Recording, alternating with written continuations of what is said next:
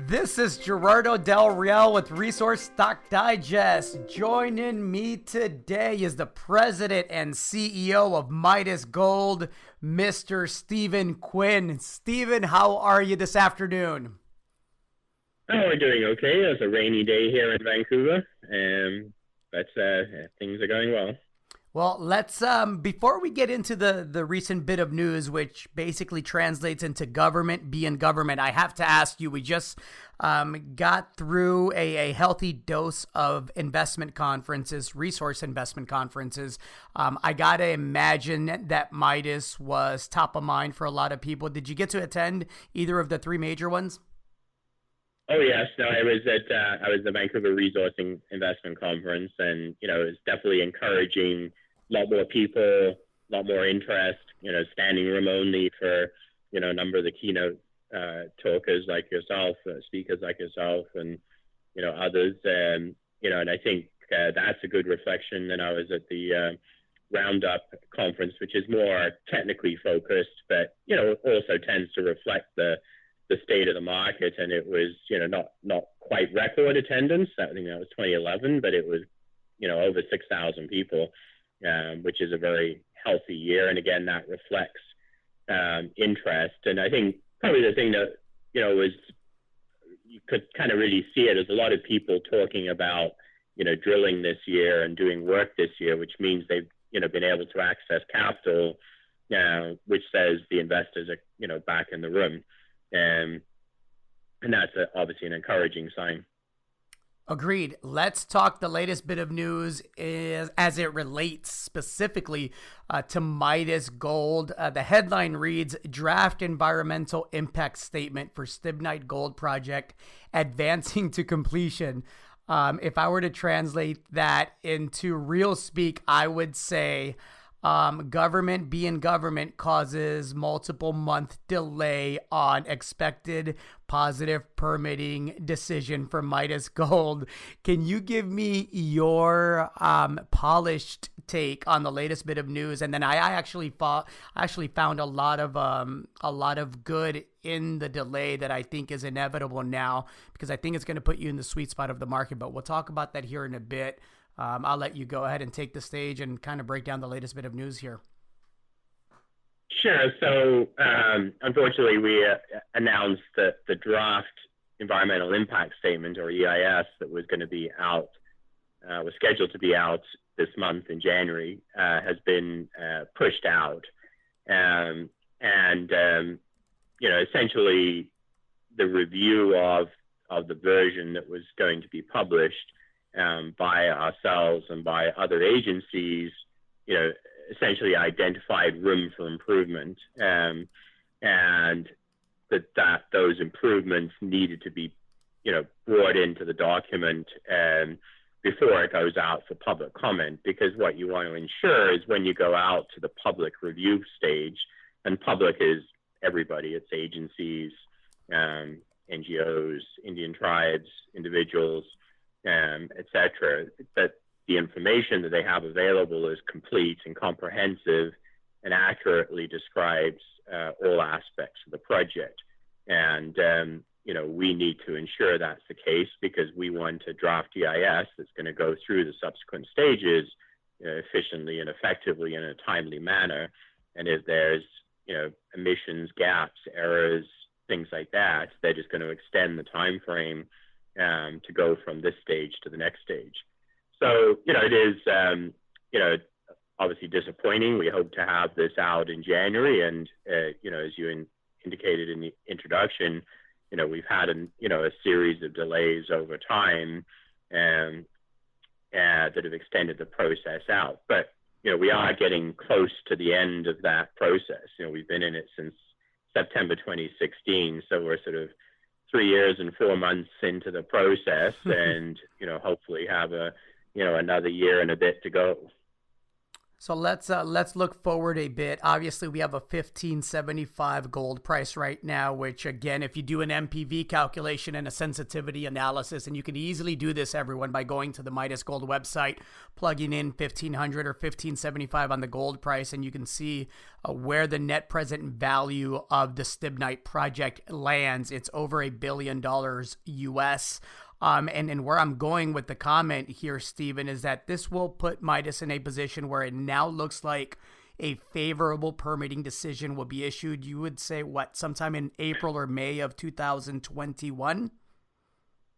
Yeah, we don't know the schedule until it gets published by the regulators, but that's the kind of range of time frames. We anticipate that this delay is a 2 to 3 month delay, as we said in the news release, and essentially it's always been about a year from draft EIS to final decision. So that pushes it out into about Q2 2021. Well, and the upside and the opportunity, everybody out there listening, is this: as exciting as a net present value in US dollars of over $1 billion is at 1,500, I encourage you all to plug in $1,800 and $2,000, because I firmly believe that the price of gold is headed higher. And I believe, if we're talking Q1, Q2 of 2021, 1,500 would be great, but I think we're going to be seeing much higher gold prices. And that may put you in a very favorable position, Stephen, where you have the option of not just entertaining the many potential suitors out there and the leverage to negotiate there, but you may actually have the option of being able to put this thing into production yourself. I know that we've had conversations in the past about that, and you've always been very clear that that would require a robust gold price. I would have to think that 1,500 and up would provide a lot of cover to entertain that type of scenario. Would that be accurate? Yeah, for sure. And, sort of reiterate the point, you made is, this is a large project with a substantial amount of gold, and therefore there's significant leverage to the gold price built into a project like this.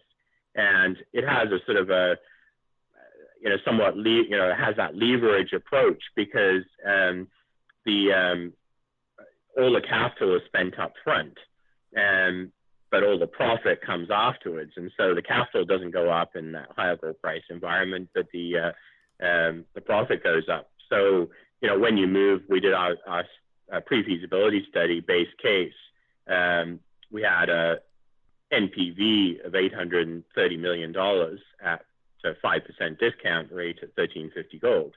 You push that out to 1,500, that goes up to 1.1 billion, and you push that up to 1,650, and it goes up to $1.4 billion. And so the profit, goes, we're talking at $1,650 gold, $1.4 billion NPV, which is, obviously a significant increase from the 800 million at 1,350. And, that leverage creates a project that's going to attract capital in many different forms, and gives us, as the person looking for that capital, more and more options. The challenge for developers in the last 3 or 4 years has been the lack of available equity. Debt's been available because debt's cheap, Sure. And the yield is really low, and so people are chasing yield. So there's a lot of capital available for debt financings at pretty reasonable prices.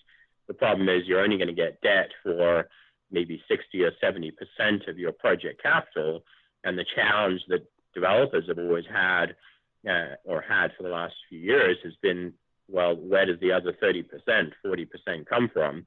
And traditionally that's been equity, but the equity has not been available as a general rule. And that changes, should change very significantly in a higher gold price environment, because that attracts money into the gold equity funds and the gold equities, and that makes valuations better and makes that equity component more readily available, which then allows you to, meet that 30-40% equity input and obviously continue to tap the debt. So it does give you a lot more flexibility, gives you more options, gives you alternatives, which maybe not exist, haven't existed for the last 2 or 3 years. And again, just for some context, we talk, we throw numbers out like 1.4 billion NPV. What's the current market cap of Midas Gold, Stephen? We're about 150 million Canadian, so call that, 120-ish US. Point well taken. I mean, I don't think we can be any clearer, folks. I think that's it's easy for people to do the math, right, about what the potential upside is. Again, even just if we hold here at this $1,500 level, but looking forward, I think it's more than likely that we see higher prices. Let me ask you about the antimony aspect of this project. It's definitely material, not just for permitting, but also for a potential offtake and for the potential to make that capex a lot less. Has there been any recent interest or follow up? Because I know at one point there were discussions about a potential offtake agreement. Has there been any interest on that front or progress made, Stephen? Yeah, we continue to have discussions about effectively monetizing the antimony. And the antimony is about 5% of cash flow in the pre-feasibility study. And it is a true byproduct in the sense that we don't use it to drive the economics of the project until every ton that's going to go into the mill has been carried by the gold. So it is a true additional incremental revenue. So it's something you could look to monetize some of your non-core product. And so we've had discussions with a number of parties and continue to have those discussions. And there's a lot of interest. Realistically, you can't crystallize that interest until the feasibility is out, so they know, and we know what we're selling, and they know what they're buying. Sure. And the permitting is at a stage where there's greater certainty on the time frame. They're primarily looking at project construction financing. So obviously they want to see line of sight to that construction starting. So it's the kind of thing that we'll, be in a much better position to crystallize sometime later this year than we would today. Excellent. Stephen, I want to thank you again for the very thorough update, and we'll chat soon. Thanks again. Great. Thanks very much, Gerardo.